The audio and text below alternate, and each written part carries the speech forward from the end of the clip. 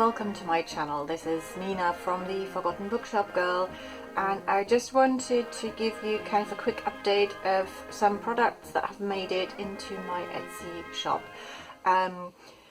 So they are all coffee dyed papers, but I've started adding papers that also have patterns, and maybe I should actually start with the set that went into the shop first, and that was one of my lovely customers that kind of asked me if I ever tried to do any kind of like doily prints on coffee dyed paper, and I was like, no, I haven't, but I really love the idea. And as it so happens, I've actually got some real vintage hand crocheted doilies. I should have dragged them out for this, but anyway, do believe me, they are kind of like real doilies. So all different shapes.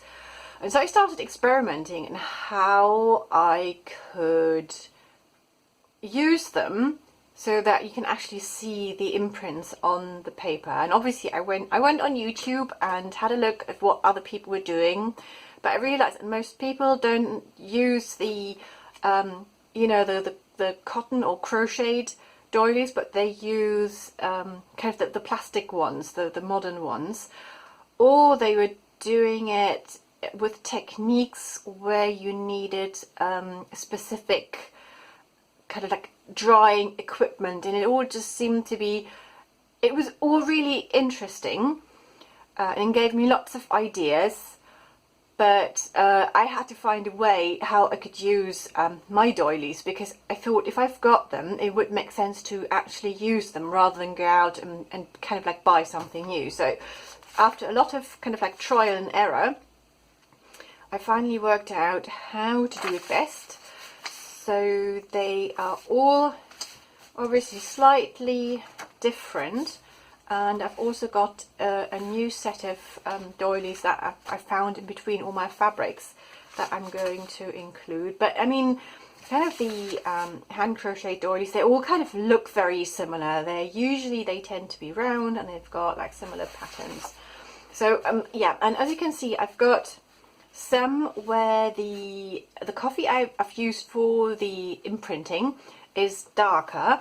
Then I've got some where it's kind of like really faint. It kind of like really depends on how strong the coffee is and how much moisture the doilies have soaked up. So you get all the different varieties. So I always try to make kind of like a mix of different color shading, so that when I send out the packs, I'll try and kind of create or mix the papers up so that you can get like a nice mix of like the stronger and the kind of like fainter ones. And also I'm going to I just need to get all that sorted, because obviously with all the printing, even now where I know what I'm doing, there tend to be quite a few where there aren't quite as perfect. So I might do like bundles of kind of like seconds and sell them as well, but I just need to sort all of them out. Okay, so those are the doilies. Then I just carried on experimenting, and so the next lot is this one. These are actually wall pattern rollers I've tried, and they work really well. So I've got this one with the birds and some, I don't know, like greenery, and they come all out, you know, they all come out like in a slightly differently depending on what the coffee dyed paper is like. So I have to coffee dye the paper first, then it has to dry, and then I add all the imprints. I do the same with the doilies. So it's obviously kind of like there's a lot more work involved, and a lot more time in between for them to dry, and then kind of like add the second layer to it. But yes, those are all different. And again, I'm going to have bundles. For example, I think this one I would probably class as seconds because this is quite faint and this strip hasn't got any printing on it, so that would probably be in a seconds bundle, and I hope I can get that sorted soon. Then I've got this one, and that is kind of like a floral pattern. Again, that comes in slightly different shades. Oh, I've got a few more birds stuck here, but you get kind of like the idea of what they look like. So yeah, so I've got all of those 3 listed in my shop, and then just, I think I've mentioned those before, I've also got a listing for papers that have these coffee mug rings and more kind of like more staining on them.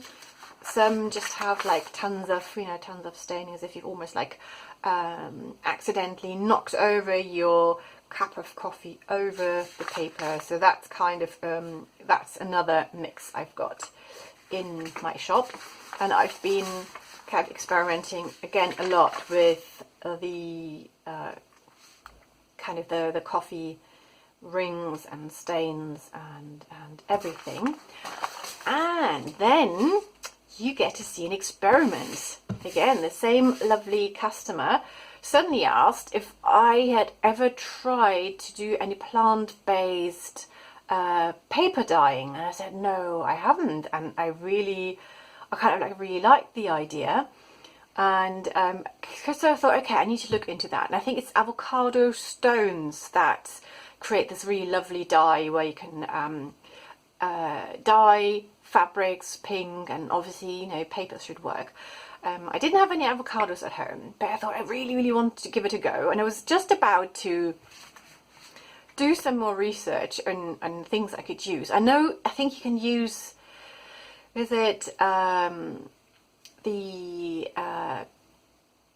onion skins of red onions, but I'm not sure. Do they? I think they create more of an orange tone. I can't even remember. I used to do a little bit like I used to dye felt and fleece, or had a go at dyeing those with natural colours. And yes, from that time I actually had some natural dyes at home, and I thought I'll just give it a go. And this is sandalwood.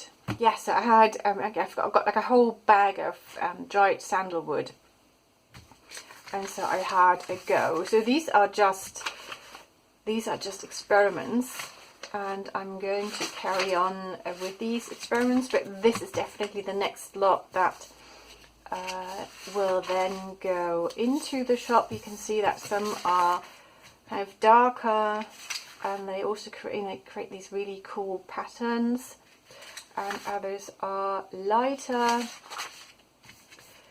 So yes, so that's another one I'm going to work on. And then I've also got another natural dye that I'm going to try out. So, if you're interested in these, keep an eye out, and I'm hoping to start listing them within the next, let's say at some point next month. I'm hoping to have had the time to do more experimenting and also kind of create a batch of the papers, because again, with this one I have to do it.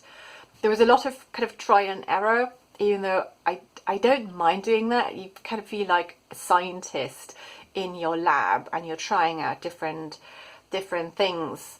So I found, whereas with the coffee doesn't, when you're coffee dyeing your papers, the coffee doesn't have to be hot. It can be, it can be cold coffee.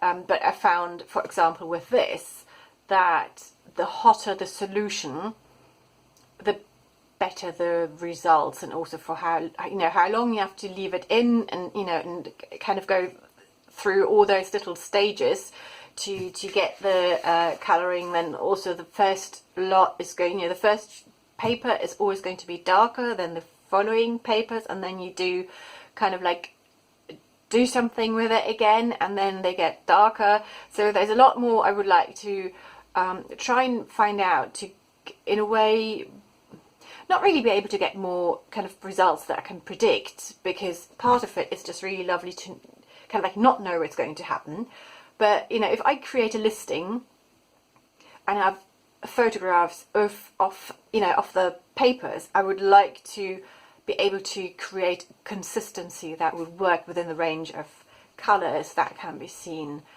in the listing. Right, so yes, so that's my paper update. So let's just stop here. I'll put all the links, or the link to my shop, and kind of, so if you wanted to find the listings in my shop, I'll put all of that below. I am working on this kind of like little shadow box tutorial, but I got sidetracked by other things. I haven't forgotten about that. I'm hoping to film a bit more this weekend. I mean, all the fussy cutting, you'll see what I mean. Kind of like all the fussy cutting just takes forever. Oh yeah, that's true. I haven't even said what I was going to do. It's something to do kind of like a shadow box thing, and it's kind of like a craft with me, but because you can kind of like see me doing it from the beginning, you could use it as a tutorial, or as an